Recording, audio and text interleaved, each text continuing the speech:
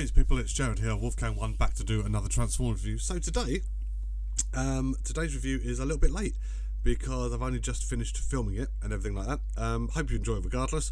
Wanted to take a look at something in my collection that I've had for about a year, but just have never got around to reviewing. So I thought I'd knock that on the head today and get it done. Special shout out to Marcus Prime for gifting me this for my birthday last year. So we're going to crack straight onto this. This is the review for Transformers Legacy Evolution Beachcomber. Okay, right. Here is Legacy Beachcomber in his box. I'll bring it a little bit forward because obviously you've seen these boxes. You know exactly what these boxes are like. There is no shock. There is no sort of, oh, that looks new. No, it's the same. It's the same shit they've been putting for a while. Some nice pictures of the toy there in alt mode and robot mode. Stuff on the back, the stuff on the back that you don't pay attention to, right? No one pays attention to that shit. What we're bothered about is the toy inside. Now, at some point, I'm going to get this bit out of the way before I do the actual review of the toy.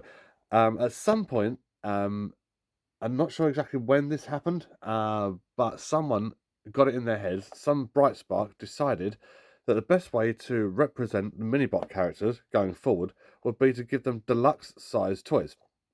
Okay, now, so if you think back to the Generations line, and I think around about that era, you had new toys of Gears, you had new toys of Warpath, Beachcomber, Cosmos, Windcharger, I think Huffer was a redeco of one of the Optimus Primes and sort of things like that, and they were all done in Legend size. So as a consequence of the Legend size, obviously before third parties got in on Legend size figures, there wasn't much articulation to them. There wasn't much design to them. There wasn't much anything. They were intent on keeping them small because they were mini-bots, which, you know, I kind of get that to a certain degree. Let's try and get this fucking focus. There we go. So I can get it to a certain degree, but at some point someone's gone, hang on a minute, why don't we give the mini-bots deluxe size figures? Because at least that way we can actually give them articulation, a little bit of detail, and fucking all the rest of it. And so far, I've got to say that the results have really, really paid off, because I've got figures for Gears, Huffer, Pipes, this fucker, and a couple of others, and the deluxe size really, really suits them. In fact, the only figure I can think of that got a deluxe, or two figures that I can think of that got deluxe size before it became a trend was Bumblebee and Cliffjumper in sort of the classics mold that went on to the Reveal the Shield mold. But apart from that, no one else was given, to my mind anyway, no one else was given that treatment. So yeah, so figure, box. I'm going to show you the figure and the accessories next. The accessories for this figure, I'm 50% okay and 50% what the fuck. And the fact that the what the fuck accessory is included with this is amazing. I can't wait to show it off. So yeah, let's crack straight on into that. Right, here is Beachcomber in his beach buggy mode. It's you know, it's a decent size. You know, it's a deluxe mini bot. I'm pretty sure those wheels are supposed to sit completely, or maybe they're not actually. Maybe they're supposed to be a little bit down forward facing like that. I thought to myself, maybe I'd accidentally transform this wrong. Which, let's face it, this is me, ladies and gentlemen. So it's entirely possible, but I think it's supposed to be that way. So yeah, in terms of like sort of updating a G1, it does a fairly good job. The transformation is really, really, really not complicated in any way, shape, or form. Again, very, very similar to the original, just like with a couple of added extra steps just to make it worthy, I guess, of the 20-something quid price point. Yeah, so I'm just going to show you some of the things that Beachcomber here came with. He came with one instruction booklet, which hasn't been needed at all at any point. One gun, which does attach to the front of the vehicle and acts as like a bull bar sort of thing. So yeah, and then he comes with the most ridiculous thing in the world. He comes with a parrot. In fact, specifically this parrot. To showcase that time that he had a parrot on his shoulder once in a cartoon. They thought that was a worthy addition to this toy. This thing is going to get lost. This is the thing that is going to get lost the most for modern day Transformers. This thing measures about 3 millimeters, maybe 5 millimeters in height or whatever. And yeah, I did a double take when I saw this. Lovely little painted details on the eyes there, ladies and gentlemen. The thing looks fucking gorgeous. The thing looks dead. A dead parrot. There we are. There we are. Beachcomber is the proud owner of an ex-parrot. So, yeah. So moving back to the figure itself. So we're going to put the little gun thing, and it just attaches like that. Make sure you've got everything lined up. There we go. Here we clip in. And that adds just a little bit of focus. There we are. A little bit of extra detail. I'd love to know how much of this video has been out of focus, but whatever.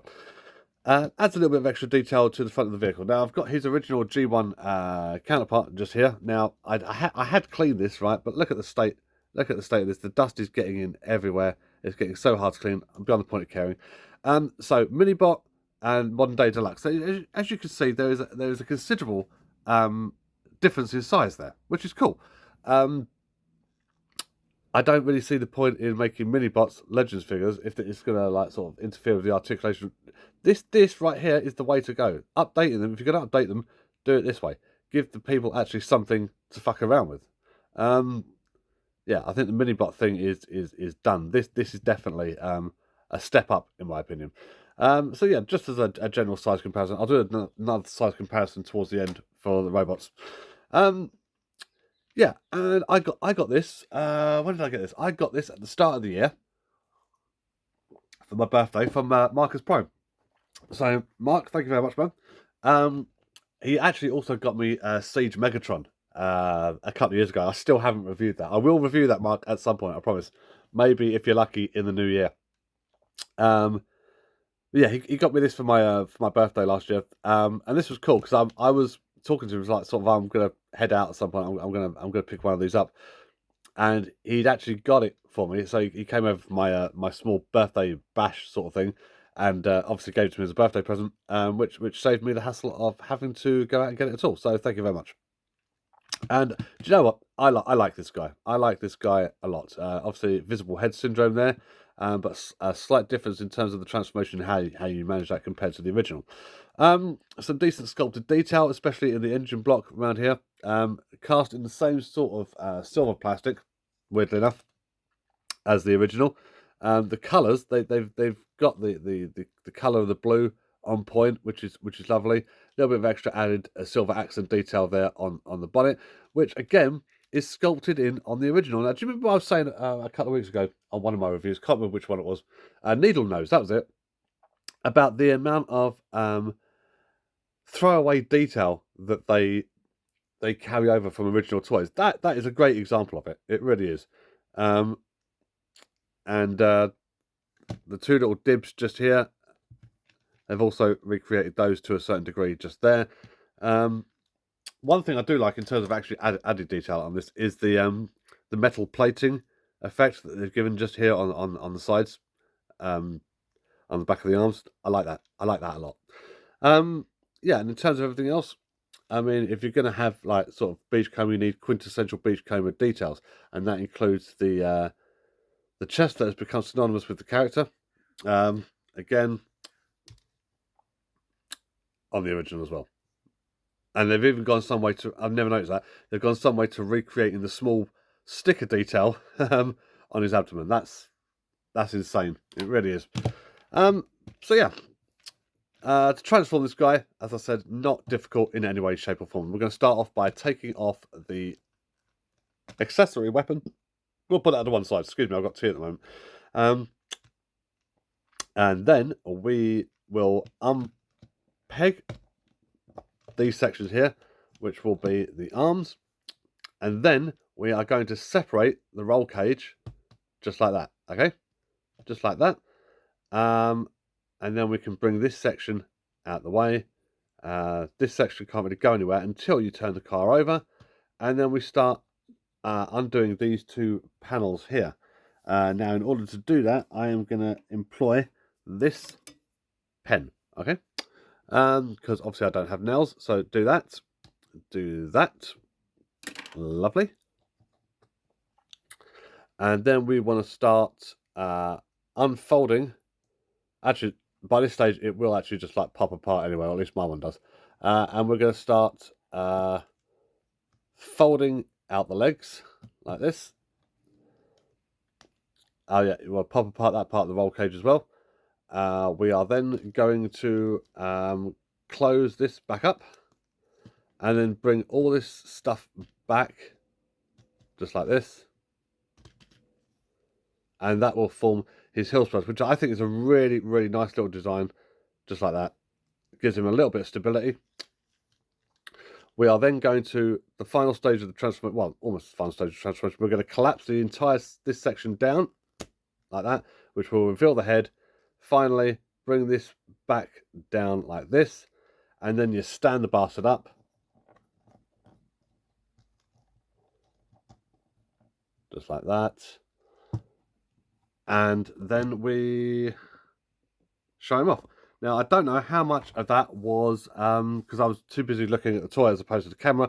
I don't know how much of that was blurry and how much of that was not. So, you know, if this ends up being an absolute pile of shit review, I don't know why you expected anything else, quite frankly. So we're just going to take the original Beachcomber just here, and we're going to transform him like that. Flip up his head, and there we are. That's Beachcomber next to his original. So he's about 2 Beachcombers tall. If that's a unit measurement, can we make that unit measurement? So he's about 2 Beachcombers tall, and I've got to say, the upscale in terms of the size, the fact gives you far more freedom, gives you a little bit of articulation in all the places you expect to find it. Let's give him his little gun. Fuck this cunt off.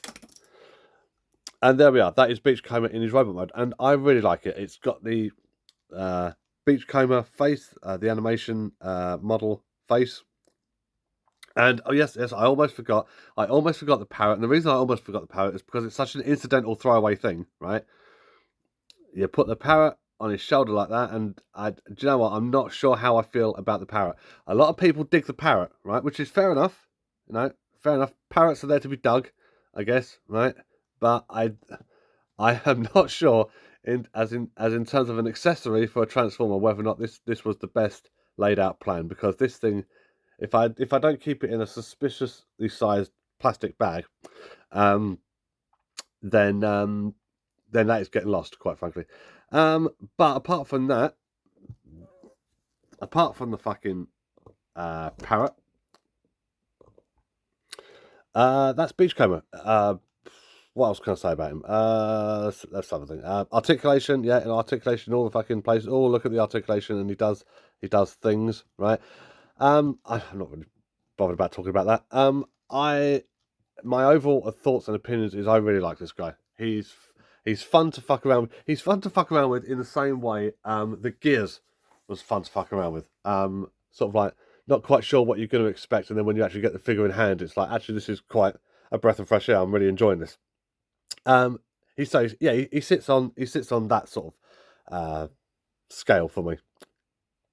A very, very tidy bot mode, no kibble really of any description. Maybe the heel spurs stick out a little bit far, but that's a fucking niggle of a gripe. That's hardly worth mentioning. Yeah, ladies and gentlemen, he's a pretty cool figure. If you haven't got one and you're thinking about picking one up, then it doesn't hurt to have one of these in your collection. It's a nice little addition, I think, especially considering the modernization of G1 designs. They did really, really well on this. Really cool. So, ladies and gentlemen, thank you very much for watching this review. This is Joe Gavin Barry, also known as Wolfgang1, saying I'll be back next week with on Monday the 23rd. I think that'll be the penultimate review of the year. There will be one coming out on Monday the 30th as well. There's 7 Days to Die on the channel. The music is starting to wind down a little bit. Hopefully soon I will have my discussion with George Daniel Lee from Exaggerated Energy on the movie Silent Hill. So do look out for that. And I'm still working on that bloody episode 4 of my Star Trek series. It's taking a while. It really, really is. I apologise. But yeah, do check back for more content, more fucking fun and hilarity and japes in a way that only I am capable of providing. And I shall see you soon. Until we see each other again, thank you for watching this and take care.